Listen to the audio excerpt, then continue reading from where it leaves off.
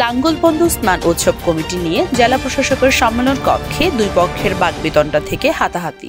নারায়ণগঞ্জের বন্দর উপজেলায় 4 ও 5 এপ্রিল অনুষ্ঠেয় হিন্দু ধর্মাবলম্বীদের মহাতীর্থ লাঙ্গলবন্দ পূর্ণস্থান উৎসবকে সামনে রেখে জেলা প্রশাসকের কার্যালয়ে সম্মেলন কক্ষে প্রস্তুতিমূলক সভায় দুই পক্ষের বাগবিতণ্ডা, উত্তেজনা ও চরম বিশৃঙ্খলার মধ্য দিয়ে শেষ হয়। এমনকি সভা শেষে জেলা প্রশাসকের কার্যালয়ের বাইরে এসেও দুটি উদযাপন কমিটির লোকজন হাতাহাতিতে জড়িয়ে পড়ে। নজিরবিহীন এই ঘটনায় শহরে নিন্দার ঝড় বইছে।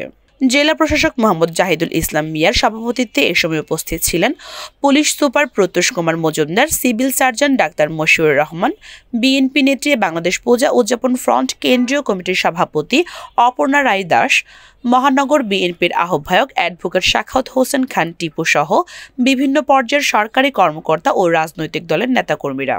উল্লেখ্য, গত 16 মার্চ নারায়ণগঞ্জে বলদেব জিওর আকড়া ও শিব মন্দিরে বাংলাদেশ পূজা উদযাপন ফ্রন্ট কেন্দ্রীয় কমিটির সভাপতি অপর্ণা রায় দাসের নেতৃত্বে মহাতীর্থ লাঙ্গলবন্দ স্নান উৎসব ফ্রন্ট নামে নতুন কমিটি আত্মপ্রকাশ করে। সর্বসম্মতিক্রমে নবগঠিত লাঙ্গলবন্দ স্নান উৎসব কমিটির সভাপতি হয়েছেন অপর্ণা রায় দাস ও সেক্রেটারি জয় কে রায় চৌধুরী বাপ্পি। প্রধান উপদেষ্টা বিশিষ্ট সমাজকর্মী ননীগোপাল সাহা। এর জেরে বুধবার লাঙ্গলবন্দ স্নান উৎসব 2025 উপলক্ষে জেলা প্রশাসকের কার্যালয়ে জেলা প্রশাসক মোহাম্মদ জাহিদুল ইসলাম মিয়ার সভাপতিত্বে অনুষ্ঠিত পূর্ব নির্ধারিত প্রস্তুতি সভায় সংঘবদ্ধ হয়ে উপস্থিত হন 5 আগস্ট পূর্ববর্তী লাঙ্গলবন্দ স্নান উৎসব কমিটির প্রভাবশালী লোকজন। সভা শুরু হলে নবগঠিত স্নান উৎসব উদযাপন ফ্রন্টের পক্ষের নেতৃবৃন্দ রাজনৈতিক পরিচয় জনপ্রতিনিধির নাম বাদ দিয়ে স্নানঘাটগুলো দেবতার নামে নামকরণের দাবি জানান।